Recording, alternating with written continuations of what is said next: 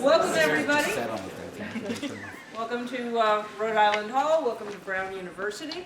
My name is Sue Alcock. I'm director of the Joukowsky Institute for Archaeology and the Ancient World. And I'd like to welcome you to what is the fifth installment of what has actually turned into a sort of a signature event of the Joukowsky Institute, and that is these things we call State of the Field workshops. These were born in 2011 over a drink during a rather lugubrious conversation about how relatively few North American archaeologists were either actively doing field work in Italy or were well networked into the archaeological world of that peninsula. And the idea emerged to kind of do a pulse check, a state of the field analysis from an upfront and admittedly largely North American Anglophone perspective. So 2001 was Italy, 2012 Turkey, 2013 Greece, 2014 Iberia, and now 2014B North Africa. Now, what has characterized all of these occasions is that first, they have been highly informative, especially for those of us who don't work in the countries in question, but they've also been very productive, very proactive, I guess I would say. And I would stress that sort of duality of these events, informative and productive. Lord knows there's lots to learn, but the point of these gatherings is just as much, and in some ways even more importantly, to talk through the state of the field and debate about what could or should be done in future differently and hopefully better. Now, picking what to do next can sometimes get a little tricky, but that we were going to do North Africa this year really in the end seemed almost overdetermined. It was a team effort, it is a team effort, and a solid team it is, and it all sort of coalesced around doing it now. I'd like to introduce Andy Dufton, a doctoral student in the Joukowsky Institute, Corisande Fenwick, now at the University of Leicester, who was here at the Joukowsky as a postdoc last year, and Brett Kaufman, who's here as a postdoc at the Joukowsky this year. And it was made pretty clear to me that there was no way on earth we were not going to do North Africa now. So I'm going to hand things over to them, as I have handed over pretty much everything else about this workshop, on to what we are going to do for the next 2 days. Let me introduce again Andy Dufton and Corisande Fenwick.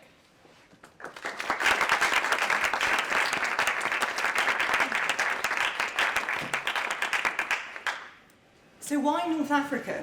Why now? Well, these are pretty exciting times in North African archaeology. For many years, this region has been little more than a footnote in the big debates in world archaeology. And with reason. North Africa is difficult to get a handle on. It's both Mediterranean and Saharan, Western and Eastern, has a long and complicated colonial and post-colonial history, and of course it's not a single country. It's 4 nation states with very different histories and archaeological traditions. It is big, it is complicated, and it is not always an easy place to work in. For North Americans in particular, North Africa has seldom been on the radar. This is in no small part due to North Africa's colonial history. Fieldwork in the former French colonies of Morocco, Algeria, and Tunisia has been undertaken largely by the French. Similarly, Italian and to a lesser extent British teams have dominated work in Libya. Unlike the long-standing and prolific American involvement in countries such as Italy, Greece, or Turkey, there are a much, much smaller number of American projects in North Africa. But at the moment, exciting changes are afoot. In the wake of the Arab Spring of 2011, North Africa has captured the world's interest. More and more people are aware of and interested in the history and politics of this complex region, past and present. And over the last few decades, archaeological scholarship in North Africa has become far more international than it has ever been in the past, with increasing contributions by British, Spanish, German, and American teams working in close collaboration with their North African counterparts. Joint projects are now the norm. Big digs at Roman towns have given way to much more targeted research questions, pushing the boundaries of our understanding of such diverse topics as the origins of urbanization, life in the Sahara, or human migrations from prehistory to the present. The heritage industry, too, is big business in North Africa. Tourism is a major source of income for Tunisia and Morocco, at least, and conservation and heritage management programs developed here, particularly those provided by the World Bank, have become the model for heritage programs elsewhere. Now, at the same time, there are new challenges, both intellectual and pragmatic. How do we integrate North Africa into broader debates in world archaeology?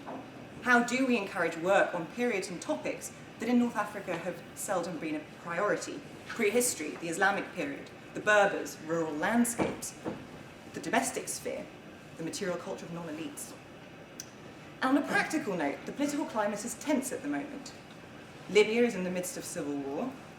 Algeria, most of the Sahara, is off limits.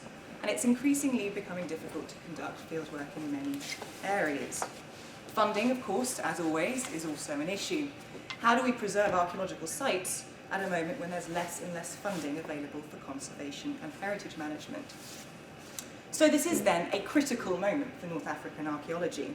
And our aim today and tomorrow is to showcase to you some of the latest, newest and most stimulating research on the North African past, to bring to your attention the rich archaeological heritage of this often neglected region, and to raise awareness of some of the issues that face North African archaeologists and archaeological sites in the current moment, whether it's war-torn Libya or budget-strapped Tunisia. We do not pretend to be comprehensive, nor representative, merely to offer you a taste of the richness of the North African past, and to invite you to join us in what promises to be an exciting 2 days of debate and discussion. To borrow Corisande's turn of phrase, what tastes of the richness of the North African past should we showcase? The reasons why we want to meet to discuss North Africa are many, but precisely how we might go about this in a single-day event presented another set of questions. Our presenters and audience range from those with a lifetime of experience, to those with a growing curiosity in the region, to those working in other areas that are here to learn more, and, perhaps, to enjoy the wine and cheese at the reception later.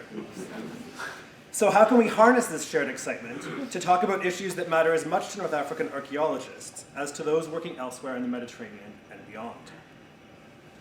In the past, the State of the Field workshops have presented a series of short summaries of current debates for various chronological periods or on particular themes. These presentations have acted as an effective jumping-off point, inspiring open discussions between participants and creating opportunities for new research collaborations. By choosing to tackle the archaeology of North Africa, we are dealing with a geographic area which is over 2.5 times the size of the area of all of our previous State of the Field conferences combined. So as Corey said earlier, it's really big. The diversity of such a vast area can be somewhat daunting, and this presented us with a problem. How could we possibly begin to summarize this regional scholarship? What periods would we discuss? From what areas would we select our speakers? And who would we invite to speak on, for example, the prehistory of Morocco, Algeria, Tunisia, and Libya in under 15 minutes? Clearly, a realignment of our purpose was needed. Thus, in a slight departure from previous years, we've structured this year's State of the Field workshop not according to chronological periods, but around 4 broad themes. In the morning, we will hear work from scholars addressing 2 big topics cutting across both chronological and geographic divides. First, North African urbanism and urbanization, a topic which is dear to my heart. For better or worse, the city has been and remains one of the focal points of archaeological study. This session challenges old models of the rise and fall of the classical city, examining the origins of urbanization, pushing the realm of cities beyond the Mediterranean and into the Sahara, and questioning the life of urban sites after Muslim conquest. From the confines of the city to the openness of the countryside, our second theme focuses on mobility and the North African landscape. This session looks past sedentary models and site-specific analysis to draw attention to the important role of mobile communities and the deep-rooted connections between sub-Saharan Africa and the Mediterranean from well before the broadly accepted date of the Islamic period. Then we'll have lunch. In the afternoon, after we've had lunch, we've selected 2 topics to highlight some of the practical problems of archaeological research. New field work is often not possible in North Africa. It's expensive.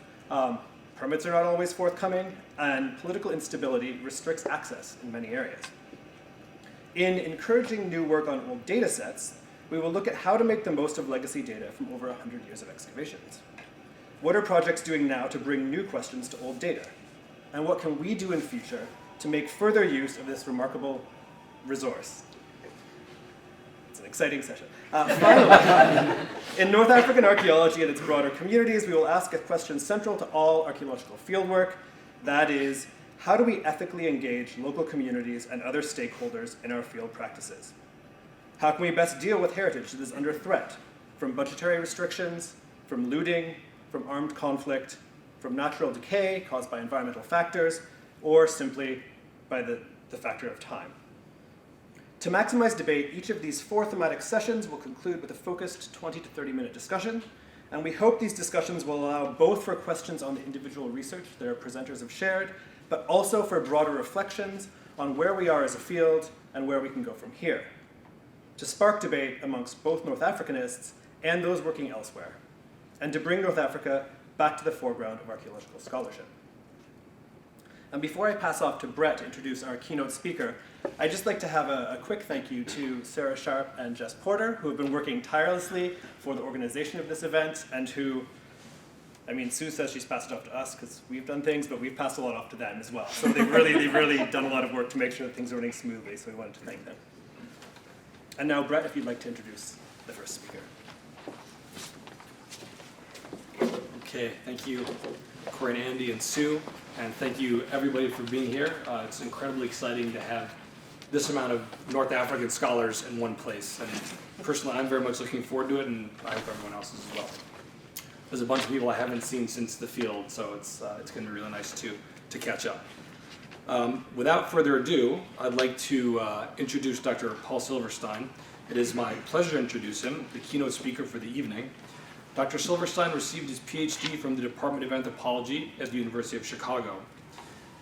His research interests and fieldwork are diverse, ranging from his initial research on Berber activism and nationalism in Morocco to colonial and post-colonial discourses between France and its former North African colonies. Also, it's the role of sport that he looks at, particularly soccer, or football, for those who are from other places perhaps, in the creation of religious or national identities. As you may imagine, such diverse interests also lead to a diverse list of publications. Too many to list here, but of which I'm a great fan, and I strongly encourage anyone who hasn't read some of his works to engage. It's incredibly readable and very thoughtful. Of particular note are his 2004 book, Algeria and France, Transpolitics, Race, and a Nation, and his jointly edited volumes, Memory and Violence in the Middle East and North Africa, and Bourdieu in the Field, Colonial Politics, Ethnographic Practices, Theoretical Developments. So, sorry to disappoint the sports fans, but he will not be talking about soccer this evening. Rather, he'll be discussing his work with the Berbers in his talk, Living with/in the Material Past, the Politics of Remains and the Remains of Politics in Berber, North Africa. Please join me in welcoming Dr. Silverstein.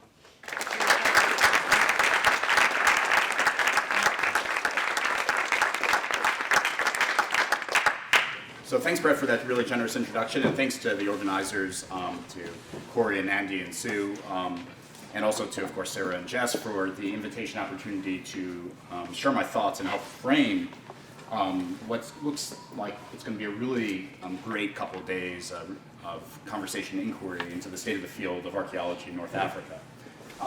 Now, I'm certainly looking forward to learning a lot. Now, I'm not an archaeologist. Nor do I play one on TV. But as an historically minded sociocultural anthropologist in North Africa, I'd like to think that I'm a fellow traveler and not merely a naive interloper into the broader conversation about the relationship of the past to the present. But if at the end of this you decide that I'm actually a blatant imposter just here for the wine and cheese, as Andy says, I can swear I can be out of here in like 15 minutes and I'll forget this never happened. So really, no need to call the police. So for a certain amount of time, I've been interested in how the historical record has served as a ground for a variety of identity projects, from nationalism to counter-nationalism, that seek to forge genealogies of settlement and occupation in and of North Africa. From this perspective, archaeological artifacts from the Paleolithic era through the classical period to the Islamic conquest and beyond, physically present or discoverable in the lived landscape, constitute signposts for an emergent or contested historical consciousnesses, indexes of what the early 20th century American cultural critic Fenwick Brooks famously called a usable past. The utility of this past depends on the particular work it can do in the present, whether as a narrative trope within a national or ethnic mythos, or as a commodifiable experience to be sold to tourists, as well as the use of the past in projecting a future trajectory, understood as either a legitimate continuation of the present, or a messianic renewal of the past, or a definitive revolutionary break from it.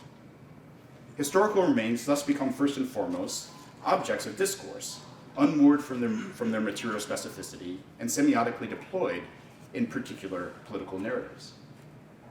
However, in my recent research on the local dynamics of Berber or Amazigh activism in the southeastern oases of peripheral Morocco, I've become less satisfied with this largely discursive and semiotic understanding of the archaeological record.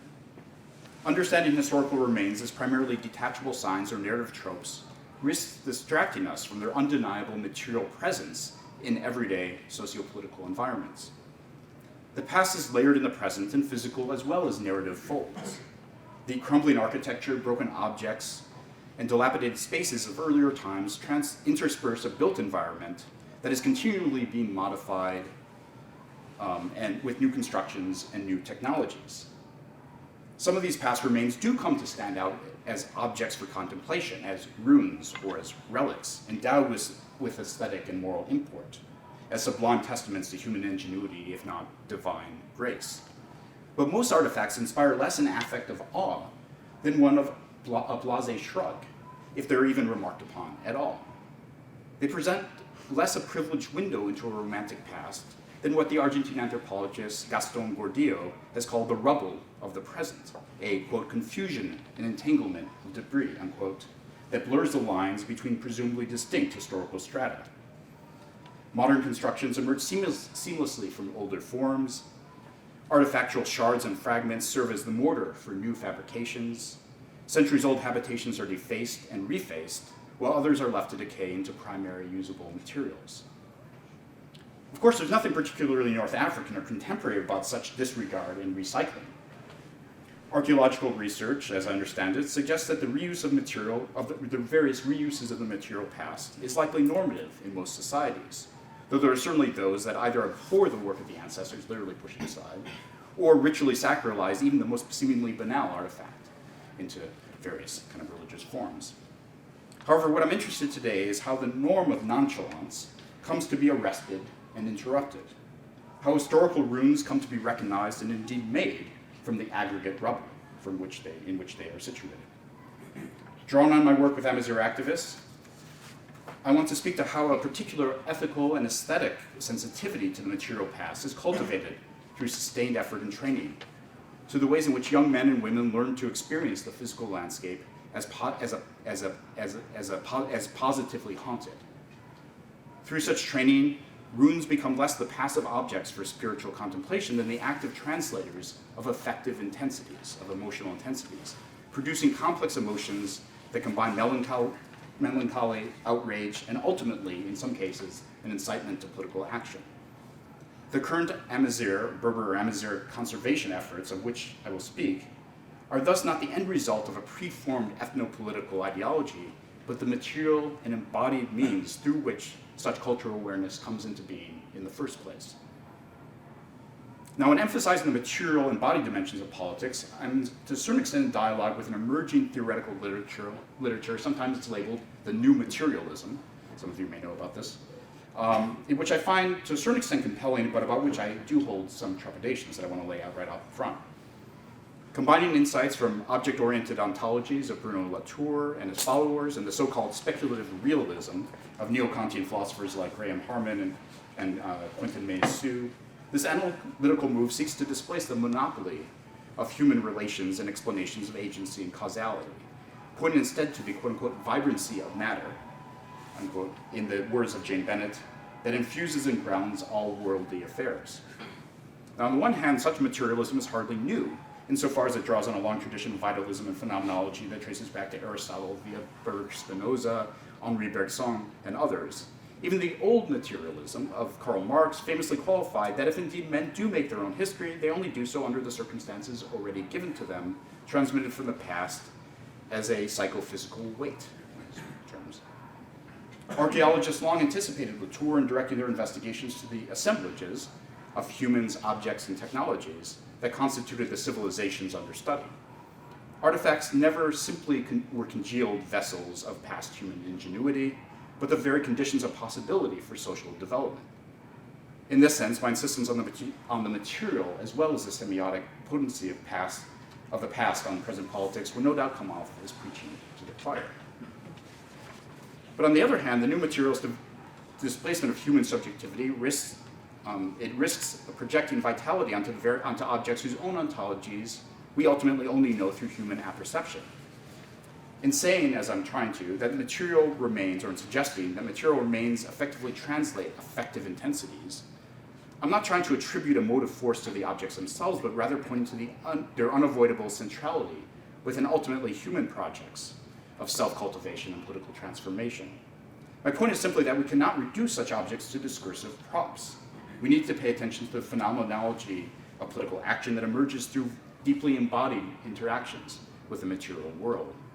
Again, no real surprise to anyone here, but my hope today is to provide some historical and ethnographic grounding to this basic point by exploring the particular meta-discursive, if not necessarily pre-discursive, practices through which North Africans and Amazigh, Berber activists in particular, come to literally incorporate the material remains among which they live into their efforts of self-making.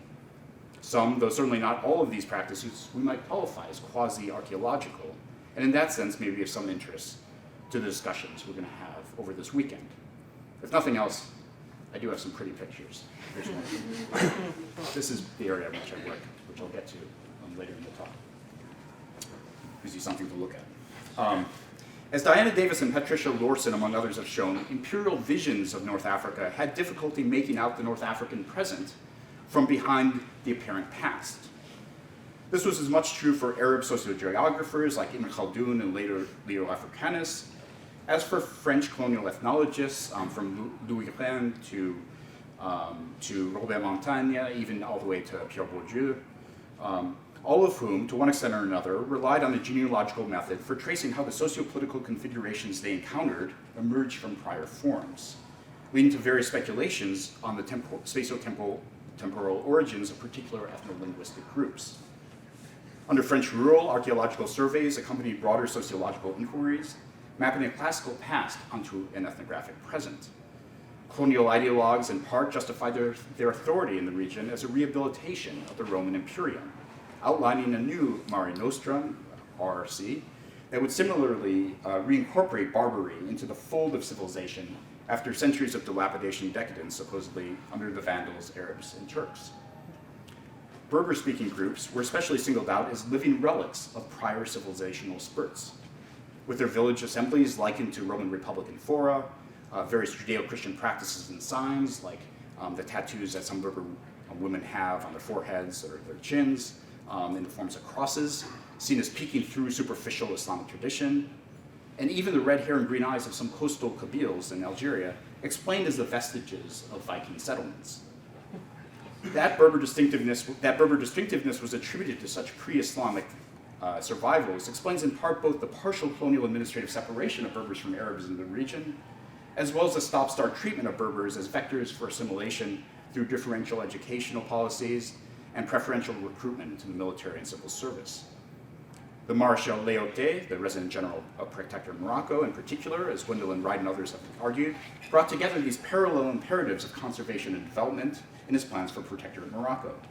His ethic of mise en valeur, a term that we were talking about over dinner last night, addressed both the undertapped natural resources and agricultural productivity of the Moroccan soil, as well as the archaeological and architectural patrimony deserving of preservation for the benefit of humanity. The colonial era divide of a Maroc utile, a useful Morocco, from a Maroc inutile, a useless Morocco, these are the colonial era categories, incorporate both of these criteria, with much of the Moroccan South falling into the latter category, into the Maroc inutile. Even when the former Bled Siba, the land of dissidents, which was kind of coterminous with this notion of useless Morocco, was finally pacified, again the French colonial terminology, in the early 1930s, a good 20 years after the establishment of the Protectorate. This was primarily understood as a tactical move to eliminate the instability and protect trade routes in that part of Morocco that was useful, or it's deemed useful. And these mostly Berber-speaking areas on the periphery received little to no state investment in terms of infrastructural or industrial development. The overall result was a de facto partition of North Africa, blurred though it may have been, into ethnospatial zones marked by different historicities. One that was understood to be future-oriented, the others that was understood to be more or less forever grounded in its past. Anti-colonial nationalists explicitly countered these colonial divisions. Well, as James McDougall has shown, Salafi ideologues like Ahmed al-Madani or Mohammed al-Milli in Algeria, like Ala al-Fassi or Mukhtar el-Susi in Morocco, certainly upheld their own historical models of salvation through spiritual renewal and elaborated Chaldean genealogies to connect North African peoples back to Middle Eastern migrations. They nonetheless insisted on the fundamental unity of the national community under the mantle of a forward-looking Islamic civilization. They decried Berber identity as a colonial invention and marginalized those Berber intellectuals who had risen through the French separate but equal educational system. Beginning in the 1960s, the newly independent states in Algeria and Morocco embarked on major projects of infrastructural, agricultural, and industrial development, such as the construction of dams, generators, refineries, ports, agro-industrial factories, originally with public funds and later in partnership with private multinational firms. Such projects, alongside an ever-growing military force, constituted spectacular performances of national strength, much as they did in Egypt, in Libya, and Tunisia, and other post-colonial states across the region. While such development was clearly uneven, privileging certain regions and marginalizing others whose loyalty to the central state, to the Mahsen or to Le Pouvoir, to the FLN, was questioned, it nonetheless fostered what sociologists would come to call a rural exodus of labor migration, a mobility that unified the country through the medium of migrants and remittances, even as it eroded the material bases for independent rural social reproduction. In Morocco, such peripheral areas retain marginal folkloric utility as potential tourist destinations, but even so, the state's primary cultural investment remains centered on places like Fez, Rabat, Marrakesh, Essaouira, and other coastal towns. Rather than upheld the survivals of a past worthy of preservation, the Berber-speaking periphery was suspended in an indeterminate state of to be developed, with the anticipation of an imminent, if momentarily deferred, modernity. The first generation of what we might call today Berber or Amazigh activists arose in the late 1960s with such expectations of soon becoming modern. Born and raised in the neglected periphery, they had prospered in the expanding state educational system and migrated to Algiers, Rabat, in some cases to Paris, either to continue their university training or to embark on professional careers. Of course, the vast majority of their age mates wanted nothing whatsoever to do with things Berber that they had left behind, having internalized the association of Berberness with rural backwardness, as anthropological Ernest Gellner famously noted in his 1972 explanation for why no Berber nationalism as such would ever arise. I think he's wrong about this, but at the time he might have been right. Their desire for assimilation, and their desire was for assimilation, and they lived their migration as semi-permanent, investing only in their native villages to build retirement homes and urban architectural styles and materials. And I'll show some pictures of that later. The nascent generation of Berber activists took a slightly different, if equally modernist, approach. They disavowed any association with primitivity by rejecting the label Berber, a term that, after all, shares the same etymology with barbarian, and instead adopting the ethnonym Amazigh, or Amaziren in the plural, which means free man, free, at least historically in the sense that it differentiated those tribal folk with full political rights from those others, like blacks or Jews, without autonomy and without rights. These activists worked to transform spoken Berber dialects into a single standardized language, Tamazight, either to be written in modern Latin or Arabic characters or endowed with its own alphabet, called Tifinagh, itself revitalized and much modified from a Libyc script that to a certain extent was still in use by certain Tuareg folk. In hopes of establishing a literary and musical canon, as Jay Goodman has explored, they published written, updated versions of oral folk tales, sometimes via Western genres of poetry or the novel, and sung other such tales to modern, shabi, or classical, or folk rock instrumentation. They published periodicals, newspapers, magazines, etc., destined for an imagined community of Amazigh readers who could follow events in the simultaneous and co-inhabited space-time of what they understood to be an Amazigh world, a monde amazigh, or Tamazra, to use a neologism. They projected, in other words, a future-oriented Amazigh nation on equal footing with French or Arab modernity. Most of these efforts by urbanized diasporic Berbers continue to this day. By the 1970s and 1980s, through the medium of politicized North African universities, Amazigh activism had conjoined with a Marxian critique of state imperialism to emerge as an oppositional movement against so-called Arabo-Islamic hegemony. While their ostensible focus on culture spared most Amazigh activists the fate of many Marxists and Islamists at the times who became victims of state detention, torture, and extrajudicial executions, nonetheless, periodic uprisings occurred in Kabylia in 1980, in 1988, in 1998, in 2001, and on smaller scales across the Moroccan-speaking Berber periphery, which further bolstered the Amazigh movement's increasingly shrill demands for language recognition. This is a part of the Amazigh activism, the most recent set of round of protests in 2011. Their shrill demands demanding language recognition and civil rights within what they hope to be a multicultural Morocco.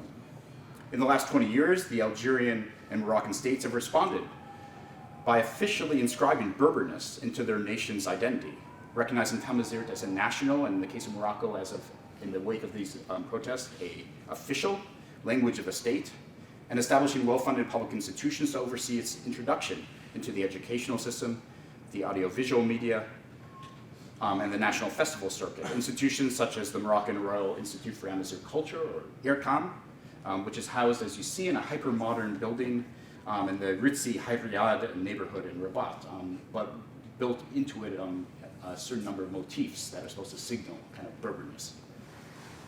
A number of radical Amazigh activists in return have rejected these top-down concessions as little more than efforts to silence Amazigh opponents with employment, co-opt them into the Moroccan and Algerian states' global wars on terror, and reduce Berber culture to mere folklore, always already relegated to a museumified past.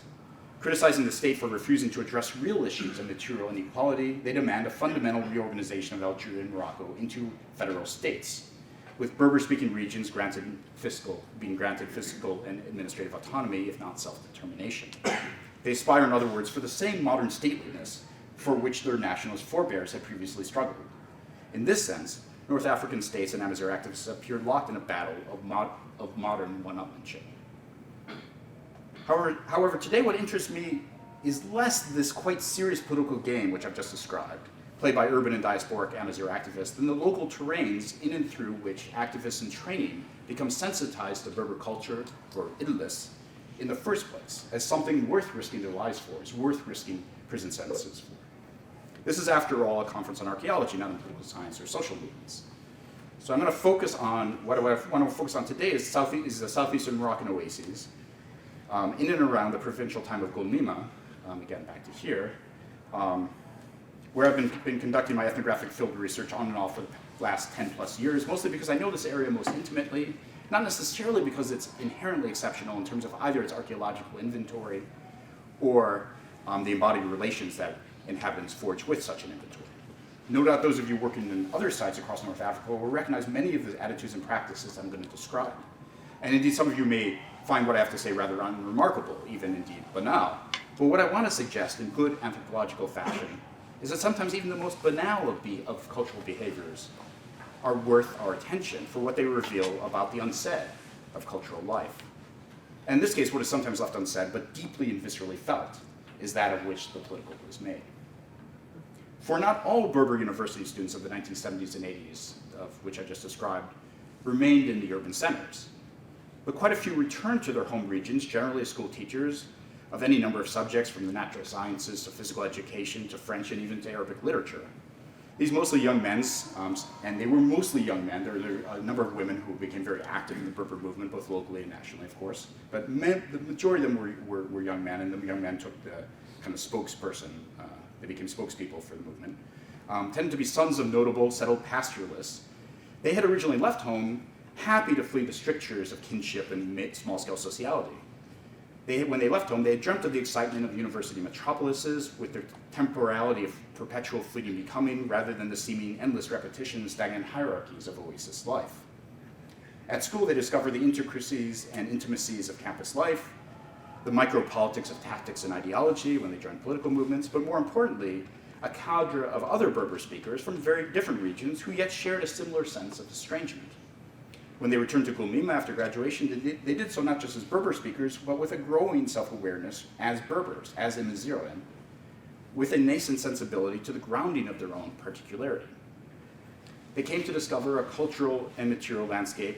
They returned to discover a cultural and material landscape that no longer could be taken for granted, but was in the process of disintegrating before their eyes. In response, they began a salvage anthropological project of collecting and documenting the region's patrimony. Recognizing the older poets and oral historians at Musnawin of the surrounding countryside as a dying breed, they forged relationships with them and made a life's work of recording and transcribing their memories. In other words, a younger generation that basically had tried to get away from their elders comes back to the region and tries to kind of forge these connections and these ties.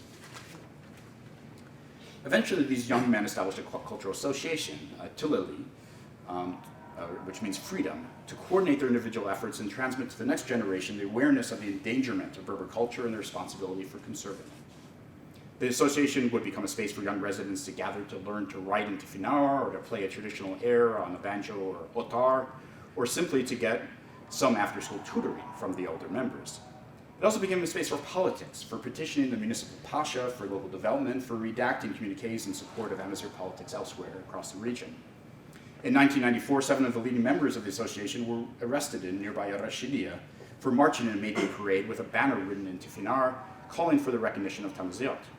Their lengthy detention and trials solicited international outrage, prompting King Hassan II to promise for the first time a set of liberalizing cultural reforms that would ultimately result in his son, Muhammad VI's establishment of the Irkam and more recent constitutional revisions. In other words, they played a central role, these local activists, in what eventually would become pretty national politics. These same activists would later become the founding members of the Amazigh World Congress, which continues to be the primary international spokesbody for Berber speakers around the globe. But such national and transnational political engagement did not arise fully formed from their sudden coming into consciousness as university students. It required the sustained cultivation of sensory attention to a material environment, to a set of forms and objects that came to be gradually recognized as relics and ruins in need of preservation, rather than indistinct rubble cluttering the landscape. And it required that the attitude to such remains shift from a flat or blasé affect to an emotional intensity of melancholy and outrage, one that would spur them to political action. Now, for generations, move forward, young men and women had walked the territory, the Tamazight, surrounding the modern town of Gulmima, trekking up the abutting hills or to local springs to make tea from gathered herbs or eat a simple meal, seeking peace or inspiration in these natural landscapes. The crumbling Portuguese wall, Portuguese, which comes from the root Portuguese and is used in the area just basically to mean anything old, anything really, really old. There's a long history to that, and I didn't get into that if you're interested. Or the Dufton Rumi, or the various grave markers, Dufton Rumi, which means the house of the Roman or Christian or white person or some person of the past, but from the root to mean Roman. Or the various grave markers they passed along the way had perhaps in the past been curiosities, vestiges of previous inhabitants, but never destinations in and of themselves. The new generations made them veritable sites of pilgrimage, and in so doing sacralized the landscape as a whole, including even those faint signs of the former colonial presence, like a refurbished church, which many people would walk by, not even recognize it as a church anymore, but which Berber activists came to recognize it as a church, or the barely distinct bomb crater outside of the local Ksar, the Urbanism, the multifamily habitation, which came from the violence of pacification, great irony, pacification through violence. Basically a French bombing campaign to terrorize the local inhabitants to allow them to come and set shop. Faint signs indeed, but ones that became increasingly sacralized, increasingly part of the understood as the moral geography. Much of my own fieldwork in the Oasis has consisted in following local activists and cultural producers on these wanderings, gratefully letting them regale me with the various myths, memories, histories, genealogies, and etymologies that the various sites evoke. More than simple recreation or individual quests, these excursions map out a moral geography much akin to what Keith Basso has described for the Western Apache in Arizona. In this sense, it should not be surprising that local waterfalls, arroyos, etc. feature prominently in videos of music and sung poetry performed by local Amazigh artists and posted on internet sites like YouTube. The poems and songs themselves nostalgically calling forth past times of cultural and territorial integrity. Indeed, even the most seemingly barren tracts of land can be subject to a certain kind of moral projection and future-oriented nostalgia, especially when threatened with expropriation. Here's one, seemingly barren. As I've described elsewhere, in 2004, local activists finally succeeded in petitioning the state to rebuild the bridge over the riverbed with one that would better withstand the occasional flash floods, which happen every time it rains in the mountains. All the water comes tumbling down into the area, and it kind of takes out the old bridge and it erodes the landscape and things like that.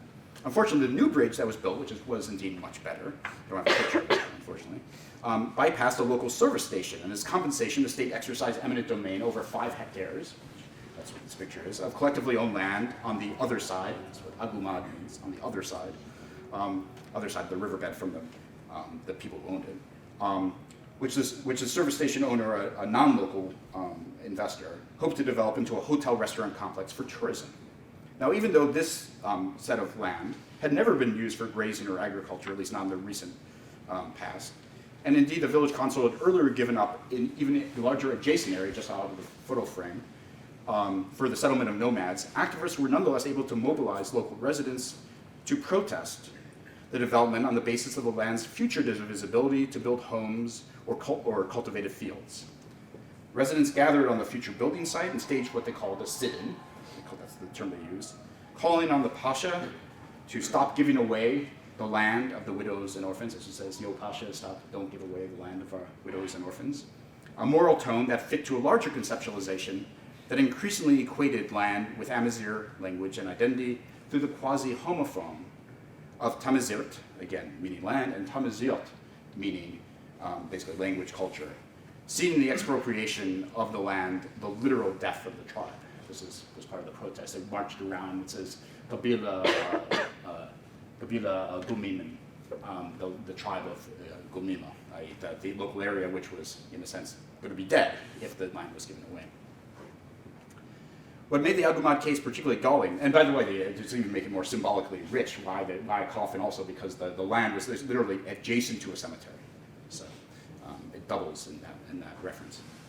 What made the Agumad case particularly galling was that a local activist had only a year before applied to the state for a permit to construct a similar complex in the hopes of drawing tourists to an area all too often bypassed in spite of its architectural patrimony of Ksur or Irmen. This is another protest that was happening about the same time. Again, it gives you a sense of the older architecture here. The Ksur Irmen, and this is called a Ksar or an Irem in Berber, basically a collective granary, that's what's often translated as, but basically which functioned as fortified multi-family habitations. An entrepreneur nearby Tinjdad had even transformed the At-Khorbat Irem, the At-Khorbat Irem, as they called it, into a 3-star tourist hotel. This is from their website. So there was precedent for this. Now, among the 16 Tsar, the 16 Ksur, the 16 Iremen around Gumima, several of which date back to at least the 17th century, to the time of Muley Ismail, long before the current Aytmalad tribe had even come to occupy the valley. Made of adobe, the Ksur, give you a sense of, move ahead, made of adobe, the Ksur require constant upkeep or they fall into disrepair and eventual collapse. I have a couple pictures of these old Iremen, the old Ksur, that are kind of falling apart, that are really, because for lack of upkeep, as I'll describe. I just want to pause a second. When I showed these pictures a few weeks ago to a crowd that included a number of Moroccans from the area around them, they started to cry when they saw this. Just to give you a sense, they really kind of burst out in tears because they saw like places that very much resembled the places where indeed their parents and their grandparents had grown up in a state of utter decay. Just to give you a sense of the kind of material, the affects that are produced through the kind of experience of this particular material dilapidation. In the 1940s, residents began to move out of these ksur to build modern cement homes, such as these, in the fields or gardens owned by their families, sometimes using immigrant remittances to build in modern kind of urban styles. By the 1990s, again, many of the ksur stood in ruins, and those that remained at least partially intact were occupied no longer by the original residents, but often by new migrants to the area, often themselves of former Haratin black sharecroppers. So there's also kind of a racial story here that I'm not going to get into, but which was part of also the kind of local activism and understanding what was happening to their area. Now, even the most ruined ksar did still house functioning mosques and wells, albeit sometimes with rubber buckets replacing the leather ones, and visiting activists who would visit these places would always remark on the water's sweetness in contrast to the piped-in water in their modern homes in which they tend to live. Indeed, that somehow the water kind of, they would always say, reminded them of home. This is what water should taste like, not like that stuff that's coming through the pipes in the taps. Indeed, activists who would formerly crave the electricity and running water of the modern town began to look upon these ruins, much as they did the remains of the colonial era school, the Tiburchin, which many of them had attended, which finally shut down about 25 years ago and quickly fell into disrepair, with nostalgic sorrow and biting outrage as patent signs of governmental neglect. They came to see them in much the same sentiment expressed by the renowned Moroccan writer Mahmoud Khairuddin in the opening lines of his retrospective novel, Il était une fois un vieux couple heureux, written in 1993, shortly before his death. Quote, "What can be more fascinating, more disturbing than recent ruins, which had been homes when the valley still lived by the rhythm of the seasonal labors of men who didn't neglect even the smallest tract of land to ensure their subsistence." Several activists returned to take up residence in the very ksur their parents had left, rebuilding the homes in traditional materials and architectural features deemed more suitable than the cement cinder block of the new constructions to the desert climate. Indeed, activists were particularly outraged when, in the midst of the Aguma protest, a sudden storm caused the collapse of a dilapidated house in the Igrumimen ksar, where many of them were from, killing a young homeless man, Hashimi, who had taken refuge in it. Activists mobilized local residents in protest, marching Hashimi's body through the town and calling on the municipality to preserve what constituted the region's material patrimony and its ongoing source of well-being. Ultimately, the state did respond with development funds through the resulting work. But the resulting work, namely what they ended up doing was refacing the interior walls of some of the main corridors and actually putting up concrete along some drainage areas, so some drainage gutters and downspouts, struck activists as but half steps that violated the architectural integrity and authenticity of the ksar. While they had accepted the electrification of the ksur and other modifications of convenience, they reacted viscerally to the integration of modern homes into the original architecture, or in one case, the local ksar of Aitfiska, the replacement of one of the original towers with a modern urban-style minaret. This also plays on the kind of complicated relationship that Berber activists in particular have with religious practice. But for them, this seemed like a deep violation of patrimony. A case in point was a rebuilding, alongside these things, another case in point was a rebuilding of the entrance to the old Jewish quarter, the Mileh, of the Igul ksar. This was the old entrance. The new facade, there's a new entrance. The new facade of which, that's old, 2004. New one in 2008.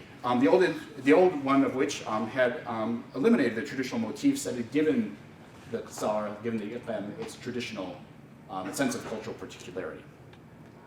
This is the old entrance to the old Jewish quarter. The Jewish quarter had its own entrance, separate entrance. It was locked separately, was closed off. This is part of the ways in which different populations were segregated, even in these rural areas. Now, it might seem odd that Amazigh activists, all Muslim, of course, though varying degrees of piety, would come to care about the material remains of a former Jewish presence. Jewish shopkeepers and clerks had lived in Gulmima, but had all left by the 1960s. But even those were mostly transplants from the Middle Atlas. And those that had previously lived in the Mileh, in the old Jewish quarter, had likely left by the mid-19th century, long before the arrival of even the French to the region. But the centuries of Jewish-Berber coexistence provided Amazigh activists with an alternate basis of affiliation and historical consciousness to the state-sanctioned Arabo-Islamic narrative. That's what the Arabo-Islamic narrative. Like in other southern Moroccan settings, generations of local women regarded Jewish remains as propitious, especially for attracting spouses. They ritually visit old Jewish cemeteries. This one at Sliman, just the Jewish cemetery for the Melech. This is on the other side of, again, on the other side of the river, but part of the same thing. Where they visited by moonlight, take a bath, and leave behind the clothes and broken vessels with which they bathed. Now that's an embodied act of appropriation of the site parts at once. For a number of years, a local entrepreneur had even made some cash excavating, digging up, I should say, not to give it more credit than it deserves, digging up Jewish graves and marketing their bones to healers in the Moroccan north who use the bones, literally again, the material remains of the past, in local cures, especially for impotence. But others have come to approach the material past in less exploitative terms. Moroccan anthropologist Omar Boum has charted the growth and display of Jewish artifacts across southern Morocco, in part appealing to those Jewish emigres who periodically return as tourists. In Tinjdad, Zayda Abu has accumulated a large collection of local artisanal work, including a set of jars inscribed with Jewish stars, which he describes as talismans, a collection he hopes to expand into a standalone Jewish museum. I couldn't find my photos of these, I'm sorry about that, but it's really an incredible collection he's got. One Gomima-based activist, artist, took up residence in an old home in the Melech, where he preserved the storage jars, implements, and documented fragments he discovered there. He has also been at the forefront of efforts to preserve the two historical Jewish cemeteries in the valley, uncovering tombstone fragments, photographing them, and getting visiting anthropologists like myself to help translate their inscriptions. Of course, I don't read enough Hebrew, especially the epigraphic Hebrew on these tombstones to be able to get much help. So I had to consult with a Moroccan expert who were then able to help me translate it. So, I don't know why they thought, it's interesting, just the assumptions. Like, oh, you're a visiting American, you're probably Jewish. You could do this. No, I had to go talk to a Moroccan to read this. There are people that, and in fact, just to say that there's people who are very interested in the Jewish past. He even incorporates Jewish motifs into his own paintings. This is the door to his home in the Melech. Align them with ancient Roman ones sometimes, including, of course, the motif of Jugurtha. I don't know how well that comes out on the slide, but there's a little thing, straight from the old coinage, and you guys are surely familiar with. The recalcitrant Jugurtha, the recalcitrant Numidian king, described by Sallust, who's become, as Mokhtar Gambo and others have argued, the ancestor for Amazigh resistance. He was described, this is our great ancestor, the strong Berber. Today's Amazigh activists make pilgrimages to Jugurtha, or as they say, Jugurthan's tomb in Rome, and even take on his name as their nom de football in local soccer leagues. I did get to the soccer. I don't know if you read that. It says Jugurthan. It's Jugurtha. He's Jugurtha when he plays soccer. Yeah. This is. I could go on more about the. This is actually the local soccer team. They've taken on the jerseys. They call themselves the GSK, which is the name of the big Berber soccer team in Kabylia. Big. Won the African Cup multiple times, etc., etc. They've taken on the same name. In Kabylia means Jeunesse Sportive de Kabylie. Here means Jeunesse Sportive de Ksar, literally the local habitation, and they use the same kind of motifs. And there's a big Amazigh symbols on the front side of the uniform. Sorry about that. In any event, in all these varied ways, ways that I would say are deeply materialized ways, Amazigh activists have come to recognize their socio-spatial environments as haunted by layers of past presence still readable in the material rubble that seems to clutter the modernizing aspirations of the state and many of its subjects.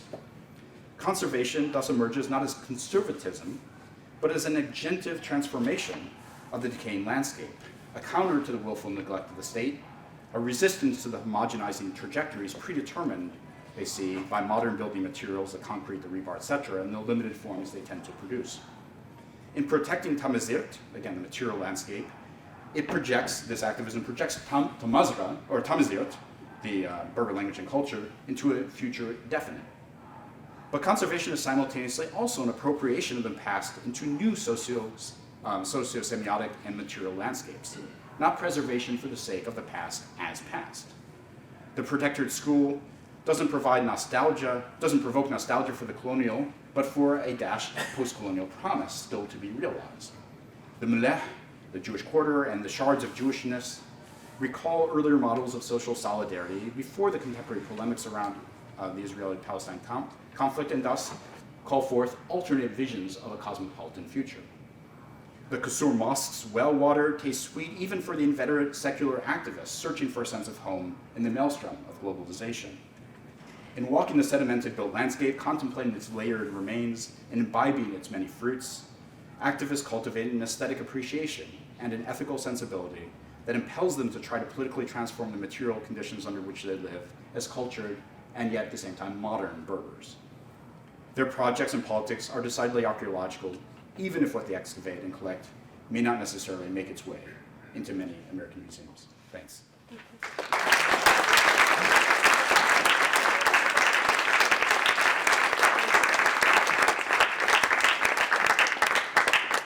don't necessarily need to see it. Man, did we pick the right person to keynote this or not? And just what do you think as an archaeologist? All the permutations of what could be, what these things, this materiality, what we have to think, whoa, you know, how complicated it can be, and then we hear just how complicated it can be. So, questions? It goes in lots of different directions. Yeah, fabulous. Yeah, questions? They're thinking, yeah. Thank you. This was really insightful, and I appreciated the way in which you've done the work of bridging the material, the archaeological, with the anthropological. So my question is really about who are these activists? Great. How representative are they of Berber society more generally? Are any of them coming back to these villages, these towns, as professionals in cultural heritage, right? They're coming back as architects, or as archaeologists, or as those who would be engaged in the tarmim, in the restoration, or the... and then, if they are a special case, what is that? How are they? What role are they playing in, evangelizing this amongst the locals when they've come back from university studies in Rabat or Casablanca or wherever? Yeah. Great questions. On things that I went through very quickly in the talk. Yeah, I mean, look, there is certainly an ambivalent relationship between the very politicized activists and with some of these guys that I was talking about, specifically in this region.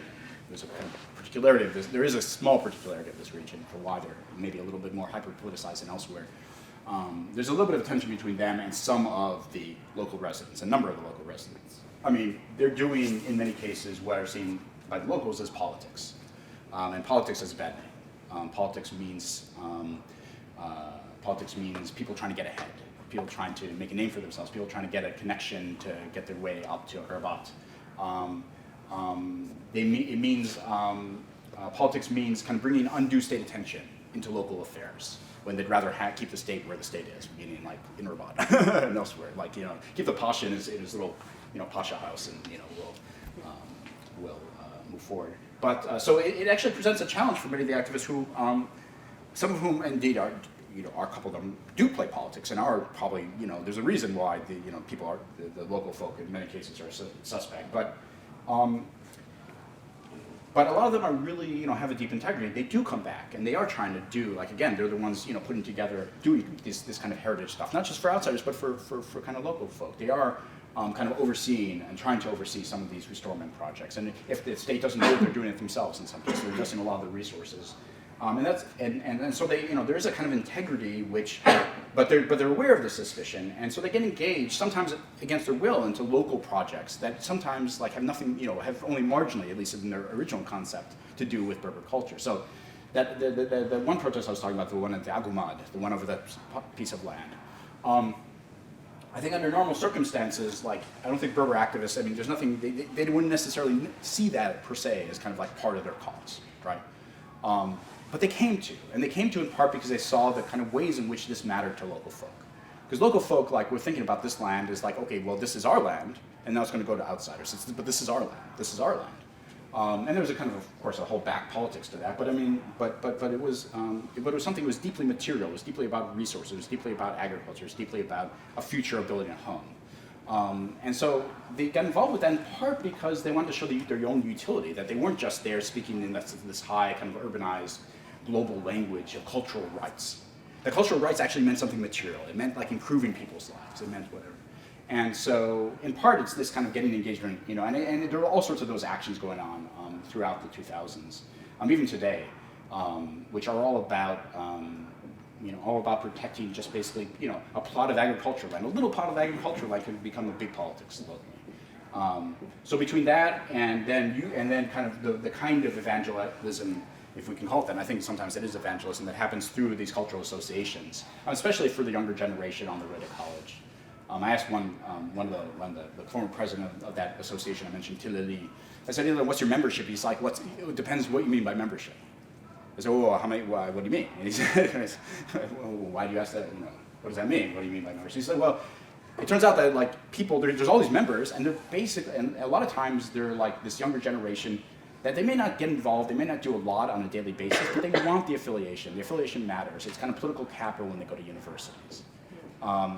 And so in a sense, there's this kind of almost a traffic, you could say, in just like having a card from the association. But indeed, that's I think for the activists, that's fine, because even if it's just like a card, it may mean that those people do come to an event sometime down the road. It may mean that they do defend the actions of the association. It may mean something else. So there's a way in which there's a lot of different vectors. So are they representative in some sense? Of course, there's a particular class of educated folk. It's not everybody. It tends to be young men of a certain kind of background, a certain thing. It tends to be young men who are white Berbers and not black Berbers. So there's a whole racial story there as well. But there are ways in which they do interface, I think, somewhat well with the local population. Do you want to pick your targets? Sure, please. You talk about young men. Are there any women involved at all? Yeah. I think something I just really glossed over really quickly. There are. I mean, this is of course the traditional irony that happens in lots of social movements, and especially ones like the Berber movement, where women become really iconic of some sort of heritage, right? They're the ones who are supposed to hold the mantle. They're the ones who are supposed to hold the traditions, right? And so you have this kind of bifurcation of the home is the source of the tradition, and the outside kind of urban, the street and the politics. And so the men are kind of speaking on the street, but they're always kind of gesturing back to what women do and women's wear and all this stuff. So women, so in that sense, women have a complicated role, right? Because they always have to play the conservative barriers of tradition. But in many cases, and especially in the Berber activism, especially in places like North Africa, and particularly among certain who tend to be university educated, a lot of women get deeply involved. They'll go march on the street, they put their lives on the line, they become spokesmen. And this is the same in the February 20th movement in Morocco in general. They become sometimes international spokespeople, where their rights qua women are also kind of part of the rights qua Berbers as well. And so there's this kind of way in which, at least for a certain number of activists, and indeed a certain number of women activists, the kind of part of the discourse is that we need to support Berber culture because Berber culture has a more kind of open and liberal kind of gender relations in the first place. So, marginal but still involved in some ways, and sometimes involved just as objects rather than subjects, and sometimes as subjects who then speak this double language. So, Sir. Given that Morocco is such a traditional monarchy rather than a constitutional monarchy, with a king who claims direct descendants from Muhammad, are your Berbers flirting with secularism? Yeah, and often they're accused of such. Sometimes they're accused, even and the work they're doing where they kind of speak to like a former Judeo-Berber, cohabitation, gets them accused of being bad Muslims or apostates or Zionists and things like that. So that accusation is leveled, sometimes leveled a lot, and some people, some activists are way out there are playing with that. Of course, they like being labeled as such. On the extreme, like one dude, I know, very outspoken, went as far as to get he fell in love with somebody who was working in Rabat who was Polish, and they ended up getting married, and he got married in Poland in a church, and then had those pictures sent to the Moroccan newspapers to out him as an apostate. So there's a way in which that, of course, can be played with by people who want to get their names in the press, right? But let's remember that the way in which the complicated ways in which the Moroccan monarchy has always kind of presented itself and always kind of tied itself into the Berber tradition, right? The Moroccan kings, the current king is half Berber, right? His mother is Berber, and that's because, like, traditionally, at least the Alawite kings had always married into the Berber lines, right? And that was part of the way, I mean, it's part of this notion of incorporation and the unity of the nation and the, you know, I mean, eventually got spun in nationalist ways, but before that it was also about a kind of, I don't know how to say it, a very embodied way in which you build yourself into the variety of traditions, into a variety of tribes, and kind of build in these kind of what are ultimately patron-client relations. So the fact that the recent king has almost seemingly incorporated Berberness into the revision of the constitution to be part of the Moroccan nation is just following a precedent that was done through other means, right? It's now done in these kind of, you know, kind of modern documentary constitutional ways. You know? So it's I mean, it's kind of a typical anthropologist. Yeah, you guys ask me a question, I say it's complex. Then I speak for a little bit about how it's complex, and then I never answer your questions. I'm sorry. This may get a similar complex response, but it kind of builds on Ian's first question. And I think based on the fact that this is largely a youth movement, and you can see the tensions between the youth and the state and the municipalities, but are you also experiencing tensions between generations, particularly older generations that would have had particular ideas about post-colonial futures that manifested themselves very differently than what the youth is experiencing, particularly how they identify with the past and the ruins that they're experiencing in very different ways? Yeah, that's a great question. Here I was like, I was afraid you guys were going to call upon me to give you some like really deep archaeological reading of these various things, and you're asking me questions that are completely in my wheelhouse. That's happened to wine and cheese, yeah. You're asking me questions that I think a lot about. Yes. Yes. There's your answer. Yes. There are tensions between generations, and they do have to do with certain ways of projecting kind of what it means to be Berber into the future, right?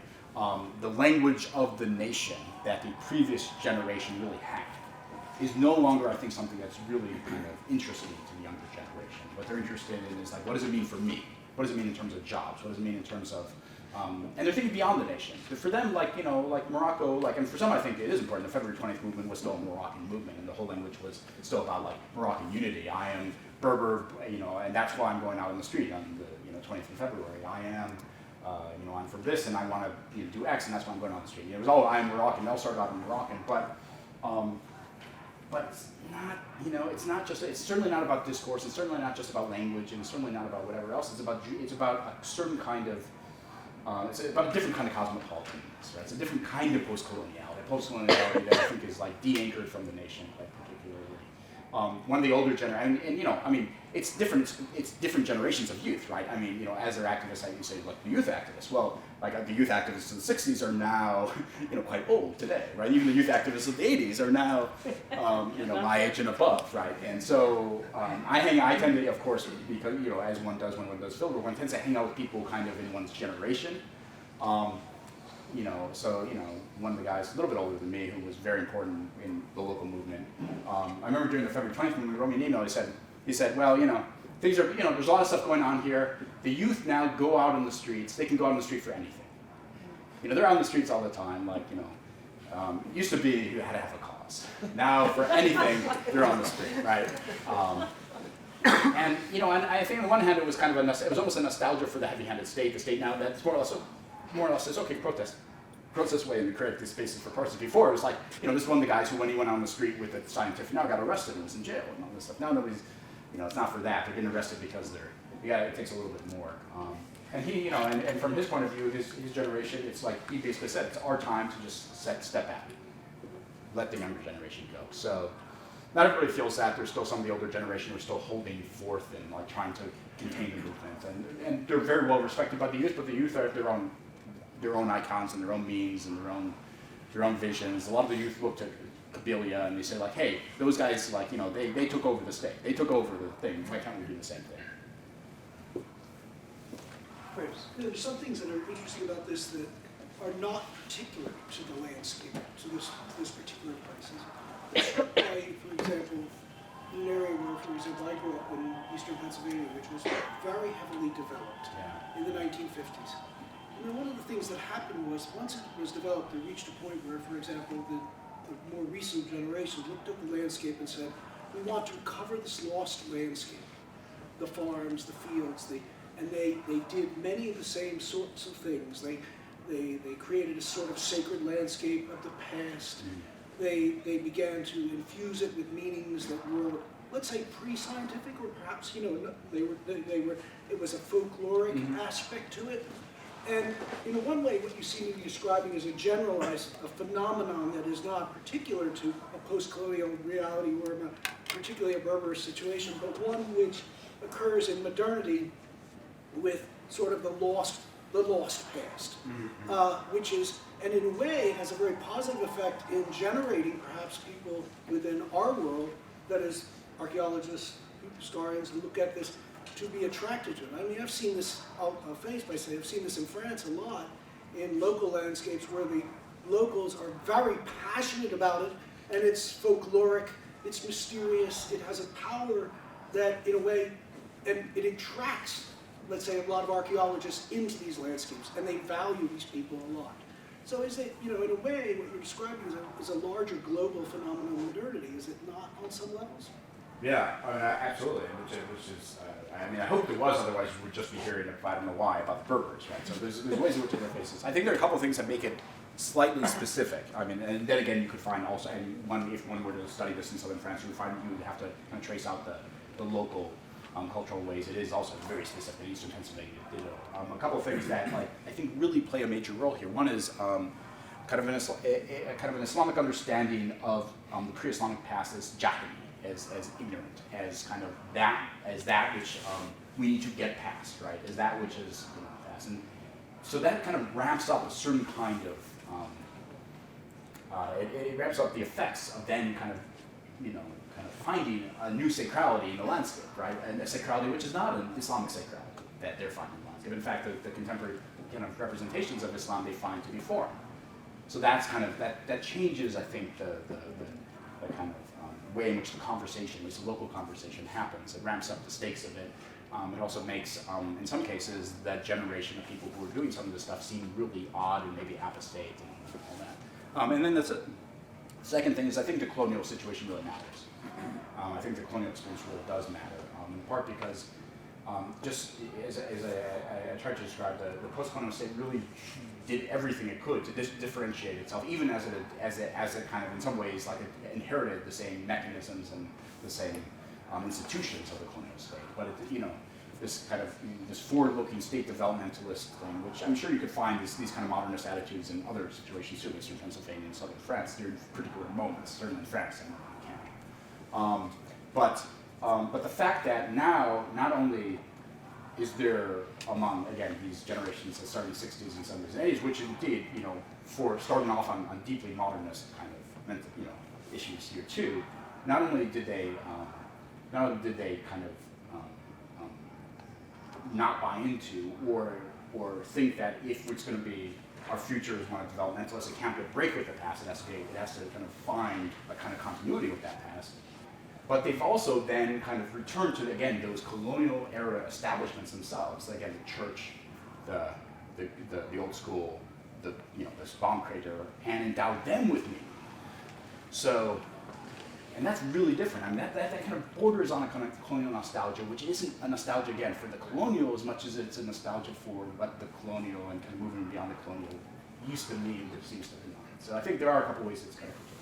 Well, I think our speaker has earned his wine and cheese, and that's why I'm here. And I also hope you appreciate that we got a demonstration outside in the background, just for you. Well, I want to know more. Let's do some field work. I doubt it's about the sports teams. Let's put it that way.